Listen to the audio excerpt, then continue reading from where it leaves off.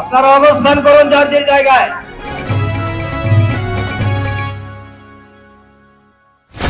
আমি সর্বপ্রথম মহান রবের দরবারে শুকরিয়া আদায় করছি। ফ্যাসিবাদের পতনের পর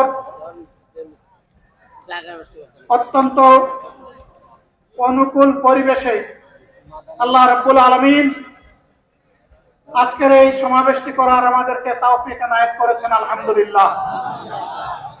2 দিন আগে ঝড়ধারায় বৃষ্টি ঝরেছে। অনেকে আশঙ্কা করেছিলেন কি হবে, মানুষগুলা সেদিন কি শান্তিতে বসে দুটি কথা শোনার সুযোগ পাবে।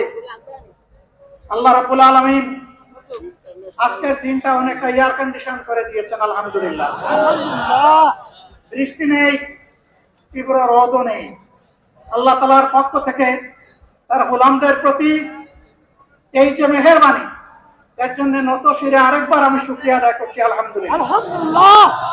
সম্মানিত বন্ধুগণ, যাদের ত্যাগ এবং কুরবানির বিনিময়ে 15.5 বছরের কঠিন অন্ধকার যুগের যাতাতলে পিষ্ট হয়ে যারা তিলে তিলে দুনিয়া থেকে নির্যাতিত হয়ে বিদায় নিয়েছেন, অপশক্তির বিরুদ্ধে প্রতিবাদ করতে গিয়ে বিদায় নিয়েছেন, যারা লড়াই করে আহত হয়েছে, পঙ্গুত্ব বরণ করেছেন, আমরা তাদের সকলের কাছে গভীরভাবে ঋণী। মহান আল্লাহর দরবারে তৌফিক চাই, বাংলাদেশ জামাতে ইসলামীর অস্তিত্ব যতদিন থাকবে আল্লাহ যেন তাদের ঋণ পরিশোধ করার শক্তিটাও ততদিন আমাদেরকে দান করেন। আমি গভীর পরিতাপের সাথে আপনাদেরকে জানাচ্ছি, আজকের এই বিশাল সমাবেশ আয়োজন করতে গিয়ে আমাদের তিনজন ভাই ইতিমধ্যেই দুনিয়া থেকে বিদায় গ্রহণ করেছেন। খুলনার দাগপুর উপজেলার আমির জনাব মৌলানা আবু সাইদ বিদায় নিয়েছেন। পাবনার বয়োজ্যেষ্ঠ একজন মুরব্বী জনাব মুস্তাফিজুর রহমান, তারা এই আয়োজনে আসতেই পারেন।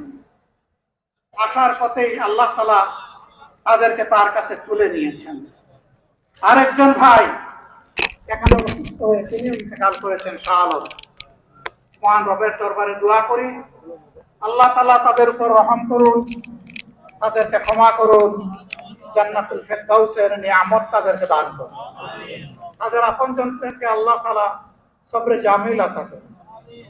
সম্মানিত ভাইয়েরা, আবু সাইদরা যদি বুক পেতে না দাঁড়াতো, এই জাতির মুক্তির জন্য যদি বুকে গুলি লুফে না নিত, হয়তো আজকের এই বাংলাদেশটা আমরা দেখতাম না। ইতিমধ্যে হয়তো আরো অনেক মানুষের জীবন ফ্যাসিবাদীদের হাতে চলে যেত। 24-এ জীবন বাজি রাখা এই যুদ্ধটা যদি না হতো, তাহলে আজকে যারা বিভিন্ন ধরনের কথা এবং দাবি দাওয়া পেশ করছে, তারা তখন কোথায় থাকতেন? অতএব আসুন, যাদের ত্যাগের বিনিময়ে আল্লাহ তাআলার এই নিয়ামত পাওয়া, তাদেরকে যেন অবজ্ঞা এবং অবহেলা না করে। শিশু বলে তাদেরকে যেন তুচ্ছ তাচ্ছিল্য না, অহংকার করে অন্য দলকে যেন তুচ্ছ তাচ্ছিল্য না, অরাজনৈতিক ভাষায় আমরা যেন কথা, যদি এগুলো আমরা পরিহার করতে না পারি, তাহলে বুঝতে হবে যারা পারবেন না, ফ্যাসিবাদের রূপ তাদের মধ্যে নতুন করে বাসা বেঁধেছে। আমরা আশা করব আমরা এগুলা করব না, কেউ এগুলা করবে না, বরঞ্চ রাজনৈতিক শিষ্টাচার রক্ষা করে জাতীয় ঐক্যের বীজতলাটা আমরা সবাই মিলে একসাথে তৈরি করবো, ইনশাআল্লাহ। সম্মানিত ভাইয়েরা, আসরের নামাজ আসন্ন, আরো অনেক বক্তা ছিলেন, তাদেরকে আমরা দিতে পারি নাই, আমরা দুঃখিত। এজন্য আমার লম্বা কথা বলার সুযোগ নেই। যারা এখানে কথা বলেছেন তারা আমার মনের কথাগুলোই তুলে ধরেছে। আমি শুধু বলতে চাই, আগামীর বাংলাদেশটা কেমন হবে,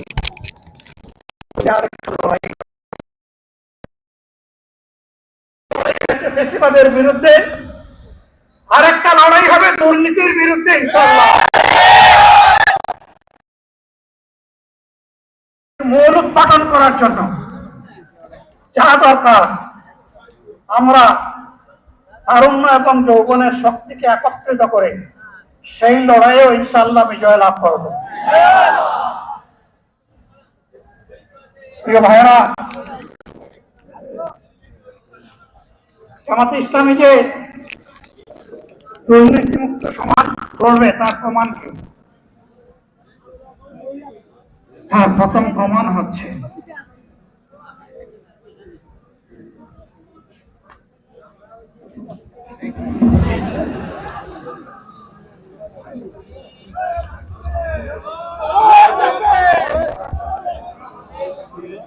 আপনারা অবস্থান করুন যার যে জায়গায়।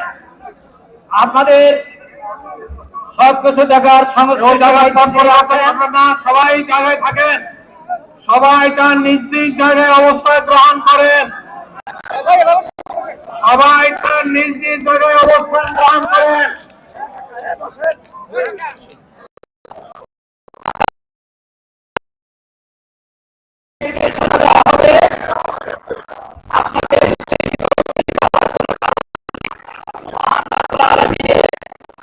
মেহরবানি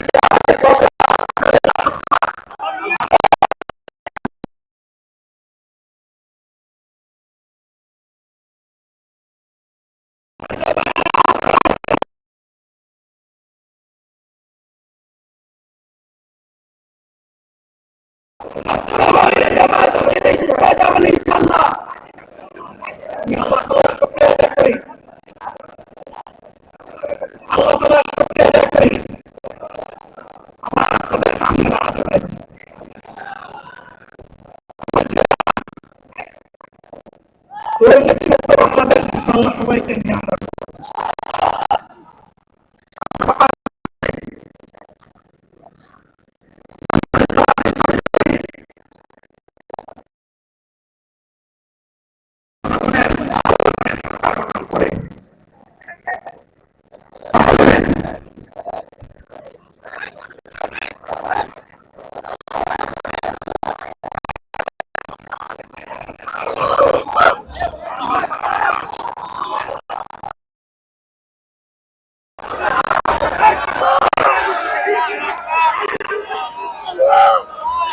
আপনারা নিজ নিজ জায়গায় অবস্থান করেন।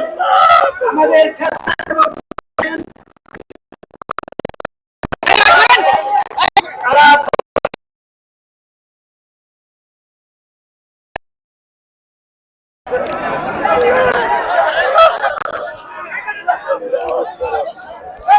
অবস্থান করুন নিজ নিজ জায়গায়।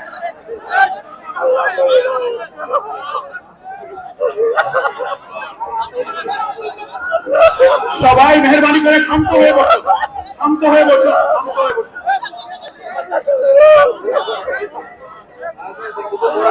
আপনারা সকলেই নিজ ভাইরা, আমাদের জামাত একটুখানি অসুস্থ হয়েছেন,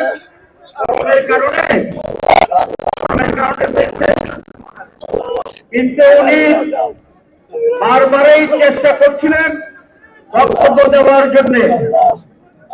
ডাক্তাররা বলছিলেন ওনার বক্তব্য রাখা ঠিক হবে না।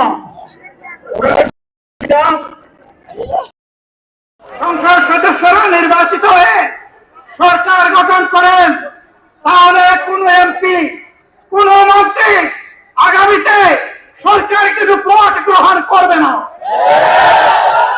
কোন এমপি এবং কোন মন্ত্রী ট্যাক্সবিহীন কোন গাড়ি চড়বে না। কোন এমপি এবং কোন মন্ত্রী তার নিজের হাতে কোনো টাকা চালাচালি করবে না।